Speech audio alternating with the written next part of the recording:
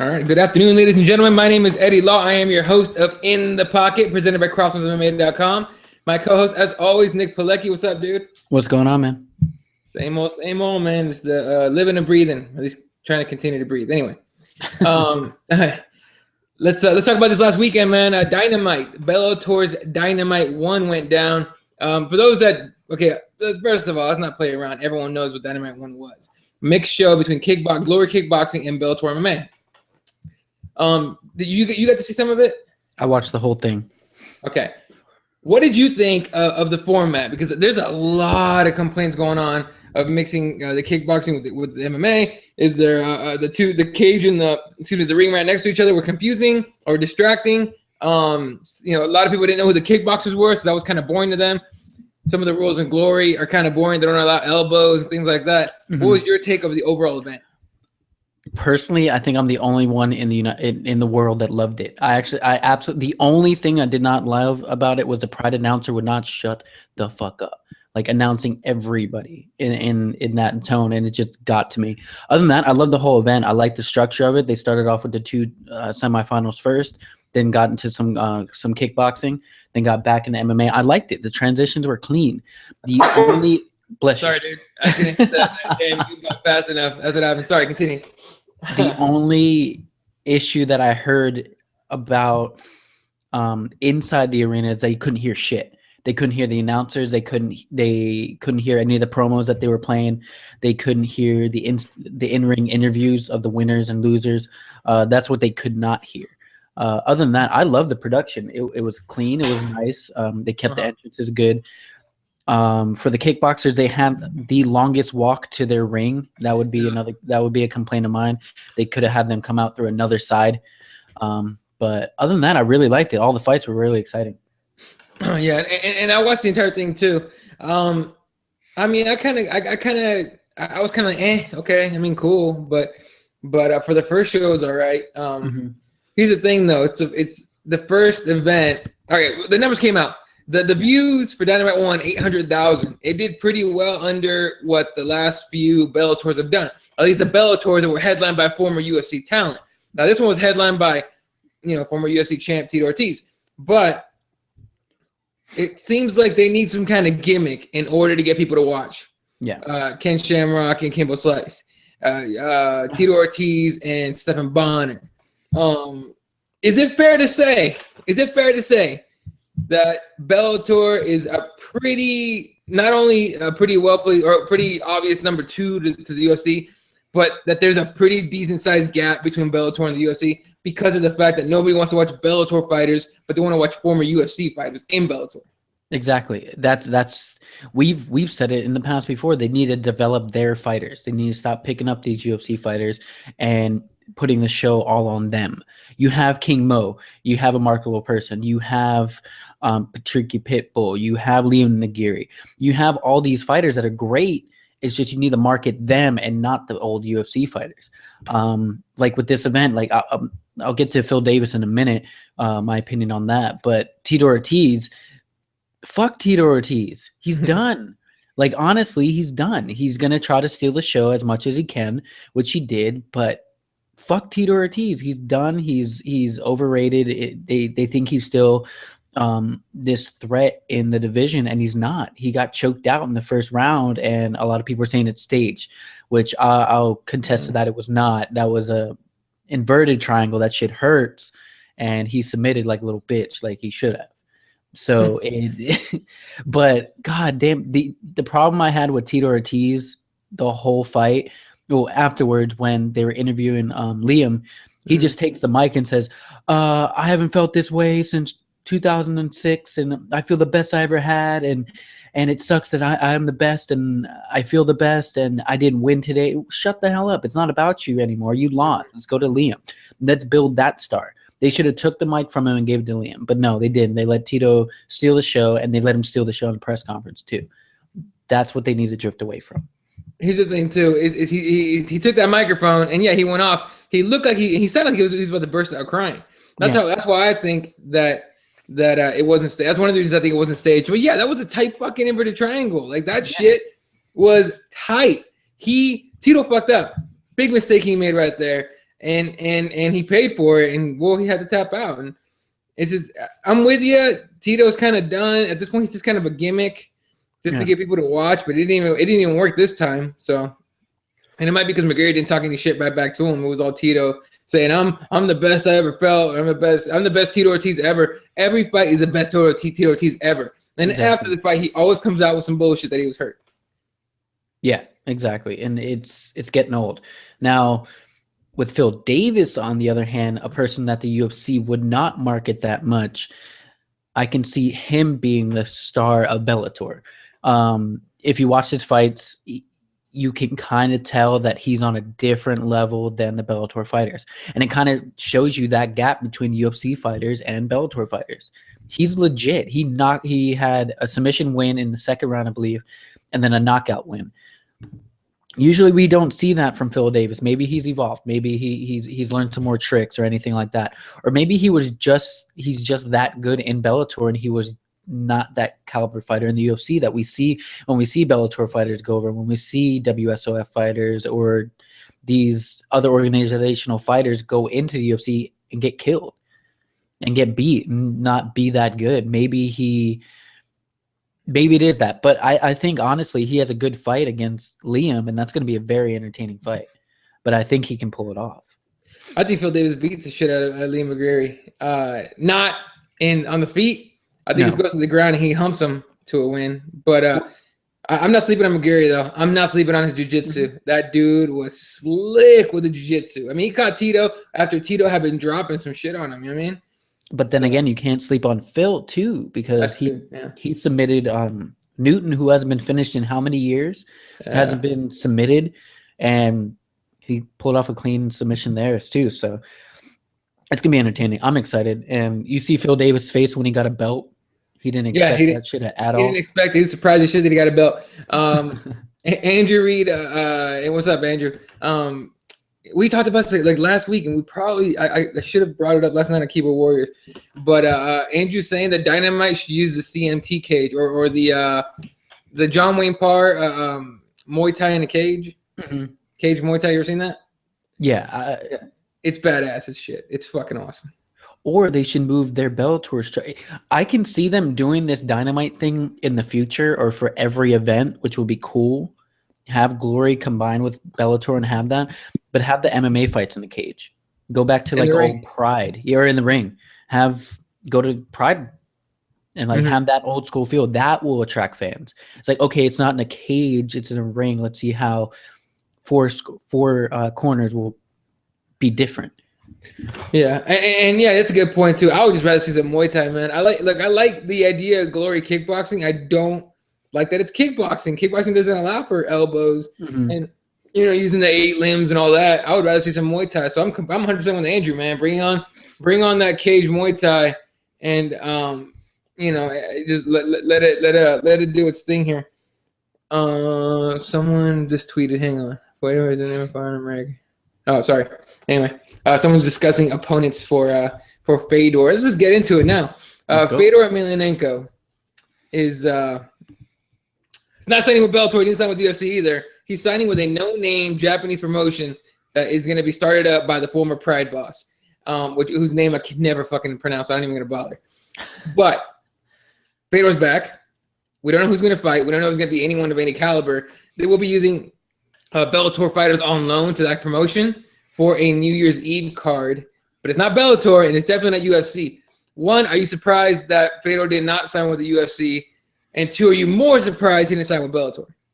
I'm just confused. Everyone was confused when he came out because everyone thought he was with Bellator. Everyone. And then like it was all fixed up, but it kind of sucks. I thought he would sign with one of the promotions, either Bellator or UFC. I want to kind of see him in UFC. I did want to see him in UFC, but then again, I did want to see him kind of in Bellator just to see, because I never got to watch Fedor fight live.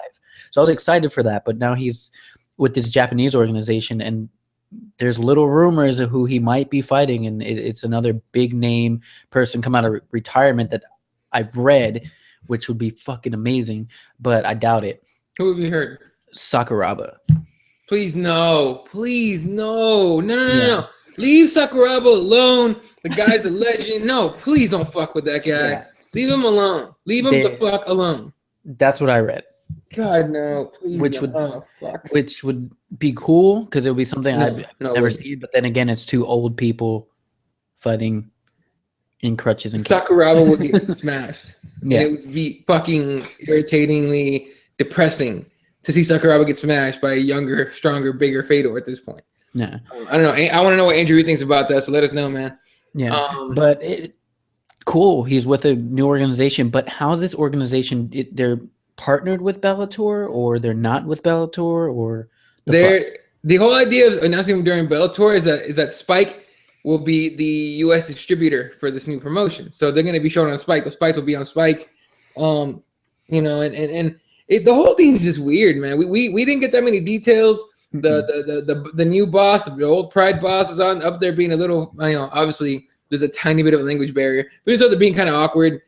And Scott Coker was awkward. Fucking Fedor was awkward. It was all just awkward. Like everyone was sitting there expecting this huge announcement. And then the announcement comes, and everyone's kind of like, I almost went like, oh, stop it. Just let it go. Stop.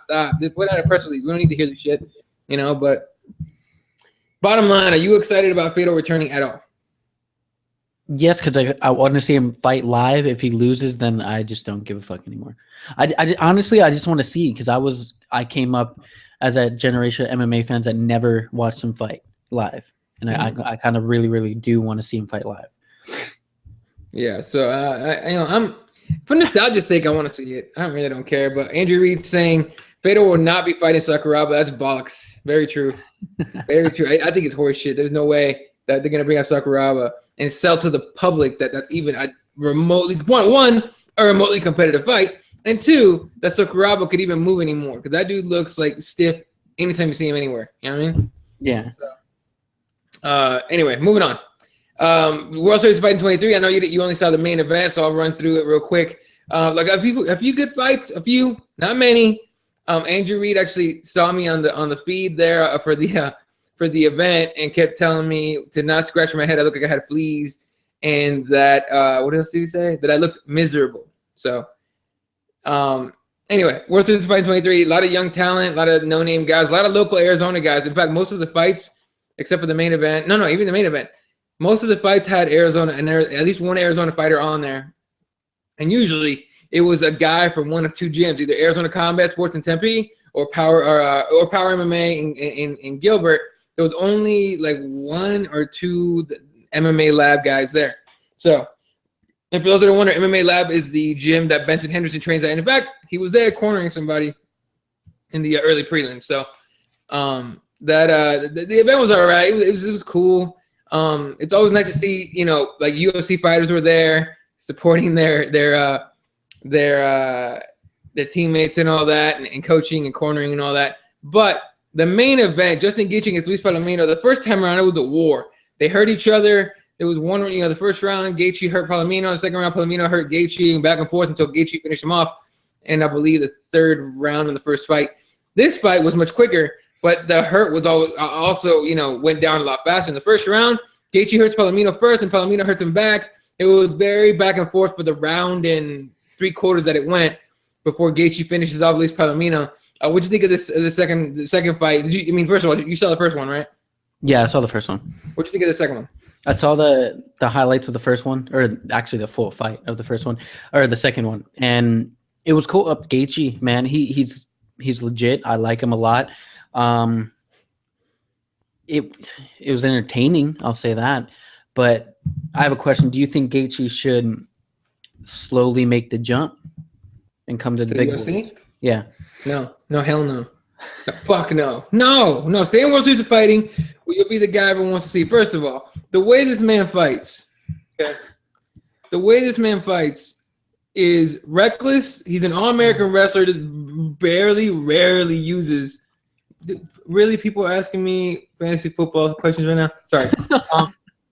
Anyway, the way that Gaethje fights is reckless abandonment. He takes a lot of damage, and let's be honest, UFC guys hit a million times harder than World Series fighting guys. Let's be honest about that. Okay. I think Justin Gaethje will get demolished in the UFC. I think Justin Gaethje will get challenged pretty hard in Bellator. Okay. So no, stay in World Series fighting. If he wants to make a jump, go to Bellator, and then stay there. Don't try to come to UFC. You want to come. You want to ruin your reputation. You want to ruin, basically end your career. Come to the UFC and get smashed. I know people don't like that. I know people are not going to like me saying that because they're big Gaethje people are like big Gaethje fans. I'm a Gaethje fan. Don't get me wrong. I like watching the guy. He's from up the street in Stafford, Arizona. A long drive up the street, but up the street in Stafford, Arizona. All right, he's a hometown guy. I support him. I'm a fan of his. I like watching him fight. I'm just realistic about his abilities to fight world-class athletes in the UFC. There's athletes in World Series of Fighting. There's athletes in Bellator. World-class athletes all go to the UFC. You know what I mean? But that's the thing about Gaethje. And I'm sure we'll see him, if he wins his next, he goes on some kind of long streak, people start asking for that. But I just don't think Gaethje's the kind of guy that's going to be that the UFC wants to take and sign and try and market. You know what I mean? Yeah. I don't know. What? So do you? I don't know. So do you think none of the WSOF fighters can make the jump as of right now? Wait, do I think what? Do you think any of the WSOF fighters can make the jump to UFC right now? Like, are able to make the jump? What's the next way I can say fuck no? Motherfuck no. How's that? I'm sorry. Look, I was there live. I didn't see any UFC fighters in that cage. Not one. What about the guy that thanked his girlfriend and his wife? Exactly.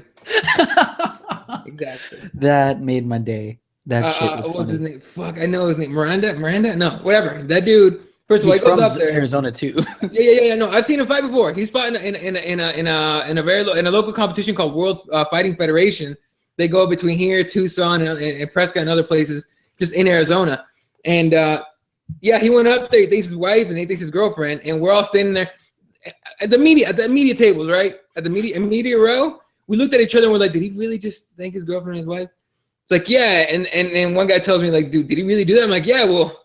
He goes, well, who's up there with him? His wife or his girlfriend? I'm like, I don't know, but one of them has got some news she did not want to hear. So that's the kind of thing. Real quick, that's some tweet. Oh, Fred Kirby tuning in, calling it now.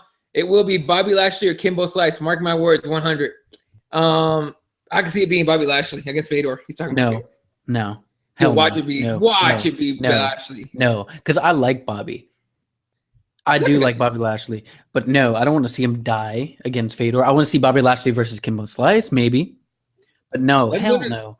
Kimbo Slice against Fedor, I could see that happen. I could definitely see that. Kimbo, by Kimbo, but not Bobby Lashley. Kimbo's gonna die with Fedor. Like I kept saying, I don't think Fedor could beat anybody in the top 15, maybe top 10 heavyweights in the world. I'm talking about UFC, but he can murder Kimbo and he could probably smash Bobby. What about Shamrock? Ken Shamrock would have an aneurysm on the way to the cage knowing that Fedor Emelianenko is about to pummel him, because guess what? I do believe Fedor can get out of a rear naked choke. That Ken would put on him, and Fedor would just fucking bomb him. I still don't believe that bullshit that went down with Kimbo and Ken. That's horse shit. So, no, dude, fuck that. Anyway, Mike Jarvis talking about Gaethje. He's a reckless brawler, fun but dangerous. Talking about Gaethje at World Series of Fighting. I'm with you on that, man. 100%. Fun, great to see, but it's just I don't know how much longer it's gonna last. All right, that's just kind of what it is. All right, moving on. What else were we gonna talk about? We were talking about it earlier. I don't remember. This is what happens when you have a wedding to go to in about 45 minutes. So we don't do Faber Ludwig. I'm just gonna say this about this high school drama bullshit. Okay, the reason Faber says, okay, first of all, let's rewind a little bit. Wayne Bang Ludwig used to be a coach over at Team Alpha Male. He is credited for making TJ Dillashaw is credited for helping Chad Mendes become a heavy hitter, for helping out Benavidez with the striking, Danny Castillo, so on and so forth. Well, I don't know where Ludwig leaves Alpha Male, Team Alpha Male, moves to Colorado, starts his own gym.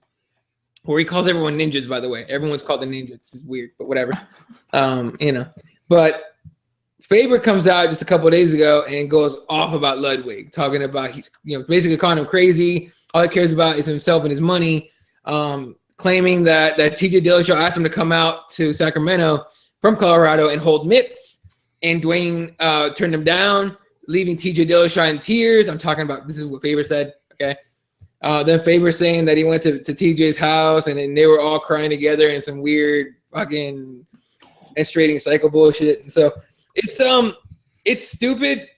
I don't care. No, Mike. Fuck no. Sorry, I'll tell you what he said in a second. That's bullshit. I like that. No, you don't, fucker. Anyway, so real quick, on the favorite thing, they all need to shut the fuck up and move on. What do you think about it? Yeah, it's high school drama, baby bullshit. That's exactly what it is. Ludwig likes that he made TJ Dillashaw champion, quote unquote. He made Dillashaw champion, and Uriah's butthurt about it. Uriah, worry about your team. You have a strong team right now. You have the champ. You have 2 potential champs, and you have a rising woman MMA fighter. Worry about them. Stop worrying about Dwayne Ludwig. Just do your own shit. All right. By the way, let's talk about Paige real quick. Do you buy this whole thing that they're calling her they're calling her the 115 Ronda Rousey? No, not yet. Let's see her get past JoJo, because I really do like that fight, and she's headlining. No. I like that. Stop. I like it. Stop. No. On to the next. Get to my joke. No. Time out. No. 1 second. JoJo will be destroyed by Paige. Because as much of a striker as JoJo is, and as great as she is when she's actually confident and awake and actually fucking fighting, she starts at a creep, like snail slow. Okay, Paige is gonna fucking just rush her like she does everybody else, gonna overpower her, and she's gonna finish her in the first round. That's what's gonna happen. Okay, this is not a test, people. Don't let the UFC sell this shit to you by saying, "Oh, look, she's beating so and so names that you guys don't know." But just trust us, they're bad motherfuckers, right? They're world beaters. No, they're not. No, they're fucking not. Okay? Until she gets past... if they would have given her Ronda Marcos, I'm 100% on board. If they'd have given her Rose Namajunas, if she beats Rose, give her a title shot. Okay? But JoJo, as much as I like JoJo, come on, JoJo. That's why I said that, because I wanted to hear you say, just give her fucking Ronda Marcos. I agree with that. They should have gave her Ronda Marcos. But you know what they're doing. They're feeding her people so they can wait for Joanna to either lose or continue to be dominant and just keep her away from the title as long as she can so she doesn't die. We said in the past. Nah, for real. Anyway, moving on. God damn it. Andrew Reed tweeting over Crow Cop vs. Fedor, and don't forget your Henry story from World Series Fighting. I'm not going to talk about that on here. In fact, I'll promote Keyboard Warriors real quick. If you want to find out what the hell Andrew Reed's talking about with Henry, all right, go fuck it. I have to retweet the link. I haven't been able to update the website yet, but I'll update the website tonight. I'll tweet out the link to the Keyboard Warriors number 42. Check our YouTube channel. If you subscribe on the button down here and then click on that shit on the link on the actual channel, watch Keyboard Warriors 42. You'll see what we're talking about. Anyway, moving on from the Henry shit, Andrew. Mike Jarvis saying, get Rickson Gracie out of retirement to fight Fedor. Get the fuck out of here. No. Leave Rickson alone. All right. Last time we saw Rickson anywhere outside of anywhere, okay? Last time I saw him on the Joe Rogan Experience podcast, and he was working with Eddie Bravo was showing him the rubber guard, okay? And Rickson when he got up, he looked like he was hurting a little bit, okay? Leave that man alone. Why are we trying to bring these guys back from retirement? You know what I mean? Why? Because Fedor can do it? Look, I don't know what kind of fucking Russian supplements Fedor is on, but that shit ain't natural. I've seen pictures of him recently, and that fucker does not look real. There's a reason he's fighting in Japan, ladies and gentlemen, and not in the U.S. Okay? But is Rickson crazy enough to do it? No. Thank you, Andrew. Thank you. Andrew Reed coming out with the "you there, fuck off" meme, talking to Mike Jarvis about Rickson. Leave Rickson alone. All right? If there's one, you know what? I'll tell you what. If there's one guy, okay, that I support, that I'm a big fan of, that I do not ever want to see come out of retirement ever for any reason whatsoever, not even in a grappling tournament, it's Rickson Gracie. He's a legend. Let the legend be the legend. Okay, he's Michael Jordan without all these newbies that just started watching MMA and doing jiu-jitsu, knowing who Rickson Gracie really is. You know what I mean? Or haven't been able to see him in Valetudo and watch his documentary Choke. By the way, you should go watch Choke, the documentary. It's on YouTube. It's free. Just go watch it. Yeah, leave that legend alone, okay? You want to be Randy Couture out to fight Fedor? Fine. You want to take Curl Cup? Fine. You want to pretend Brock Lesnar is an actual natural athlete now and throw him at Fedor? Fine. Let him juice up to the gills, but leave Hickson alone. Leave him alone. Don't touch Hickson. Just leave him alone. Let him do his thing. That guy should be like an actual treasure somewhere, okay? That guy's like the legit of the legit, in my opinion. Right next to it's him, and then in a few more years, I think Renzo Gracie will be at that, will be considered at that level if he's not already considered that level. And then Hoyler and everybody else will be there too. But anyway, leave Hickson alone. God damn it! Why you gotta bring up Hickson today? You know what I mean? Like, why don't we just throw Joe Rogan at Fedor? Fuck it. Why not? I was gonna say that. I say Joe Rogan and Jimmy Smith. Joe Rogan and Jimmy Smith at the exact same time against Fedor in the ring. No, tournament style. Joe Rogan and Jimmy Smith have to fight. No. At the same time, because Fedor still smashes both of them. Okay. In fact, Joe Rogan might piss himself. All right. If Fedor goes, I must break you, some bullshit like that. You know what I mean? So no, man, that is crazy, Mike. Come on, man. Come on, son. But I mean, look, that's one thing about the next. By the way, the next UFC video game, bring out a young Rickson Gracie. I'd buy that shit. Young Rickson Gracie, and put him in the UFC video game and watch him beat the shit out of everybody. Anyway, and then Fred saying, "Fuck it, real talk. I'm down for the Kimbo fight. Might as well have some fun with it." Yeah, I'm down with the Kimbo fight now too. As long as we leave Rickson out of it, fuck it. But I'm like protecting Rickson here. Fucking leave him alone. I don't think even if you asked him and he offered him money, I don't think he would do it anyway. Watch, it's gonna be announced, and you're gonna set up a petition like, "Get Rickson out of this fight right now." Right. Well, then that thing will get more signatures out of the White House and fucking the free Nick Diaz petition, which still needs a ton of fucking signatures. But get out the side of that shit, people. Even though it's probably not gonna do shit, the courts will take care of it. We talked about Nick Diaz last week, right? Yeah. Okay. One more thing. Donald Cerrone went on Joe Rogan's podcast yesterday, I want to say. Oh, I didn't hear this. Okay, go ahead. Breaking news for me. No, I don't got breaking news. It's kind of breaking news, but I'm gonna break it again and again and again, and probably until we finally get the point. Oh, okay. Breaking news: MMA journalists are dipshits. That's it. How the fuck are you gonna write articles about how Joe Rogan said on his podcast that you can go watch on your own? Oh yeah. That the UFC is spending $100 million on the defense of against the antitrust lawsuit. First of all, motherfucking duh. That's what happens in lawsuits. You spend money on lawyers, and the bigger company you are, one, the more you can afford, and two, the more you're gonna fucking need. You know what I mean? Okay, that's Walmart. But when they get sued, even though they have enough money just to pay people off, but the UFC can't do that. They can't let that president be said that they're gonna pay whoever. Otherwise, all these crazies will come out, start suing them left and right. But my point is with the whole journalism thing, and I actually talked about it on Periscope because I was that pissed off about it. Anyone that's watching any of my rants on the shows and shit knows, and on Twitter knows that I have a huge problem with what journalism is now considered to be. Now, let's talk about it this way. Twitter has changed the game, right? We now get information immediately. It's faster than the 24-hour news cycle. It used to be that shit would happen, and we get the breaking news on the bottom of the CNN bullshit on the screen, and if we hear about some crazy stuff happening, right? Twitter has changed it to we hear literally seconds after it happens, we hear about it. You know what I mean? Whatever happened. That's a new media. But that, ladies and gentlemen, is not journalism. Journalism is investigation. Journalism is interviewing. Journalism is actually 100% checking your fucking facts. It's not sitting at home writing for whatever the fuck website that wants to make themselves look legit, and they clickbait your asses left and right and going, "Oh, fucking Joe Rogan's saying that, blah, blah, blah, spending $100 million. Joe Rogan should get a Pulitzer Prize. Okay, Joe Rogan is more of a fucking journalist than any of these MMA writers. And Nick, you've been with Crowd. We've been a team on the same team for long enough for you to know that I don't call any of us journalists. No, I don't consider any of us, me, you, Don, or Jesse, journalists. Okay, because we're fans, we're observers, right? We're not journalists. Okay, and neither are these guys. And I'll fucking throw them out. I'll throw out the publications. The MMA Fighting has a bunch of those idiots that do that shit. MMA Junkie is a couple. In fact, they're more legit than the MMA Junkie. I would consider them way more legit than anybody else, really. You know what I mean? And Bloody Elbows is a blog. So the best you can call yourselves MMA journalists is bloggers now, because you just talk about some bullshit you saw in another media.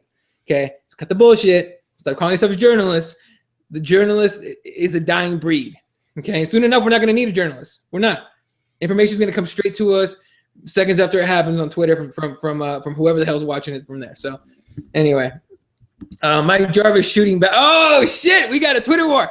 Mike Jarvis tweeting back to Andrew Reid with let me see if I can fucking pull up the screen share, because this is actually come on, screen share. All of these. Are you saving them? Okay, good. But I'm trying to get screen share up. Fucking live goddamn TV.